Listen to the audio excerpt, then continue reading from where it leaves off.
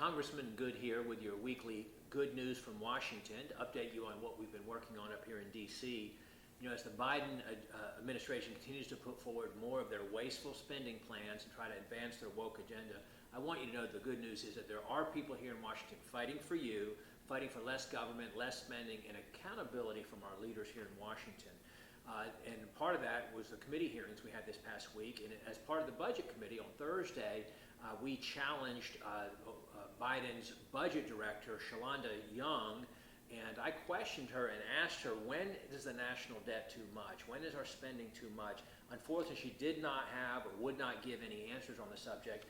And sadly, America's debt is now approaching where it's nearly $100,000 per citizen, and the Biden administration is doing nothing about it. I did lead a letter recently to Biden's Treasury Secretary, Janet Yellen, asking what the Biden administration's plans were if we reach our statutory debt limit. What's their plans to make sure we don't have a default if Biden does not negotiate to reduce our spending?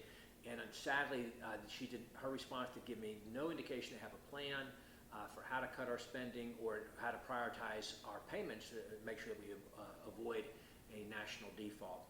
I'm also advancing a bill establishing English as our official national language. The United States is one of the few countries in the world that doesn't have an official national language.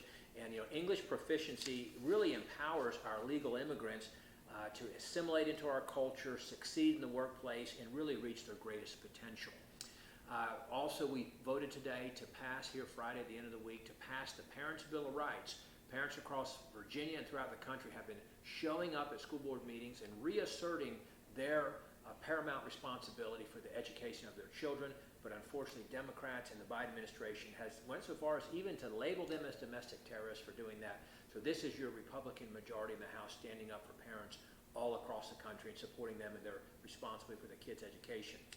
And I was able to speak in support of some good amendments to that bill that made it even stronger, like my friend Eli Crane from Arizona's, which would give a private right of action or a legal recourse for parents who are wronged by their respective school board systems. So thank you so much for your support. It's my privilege to represent you here in Washington, D.C.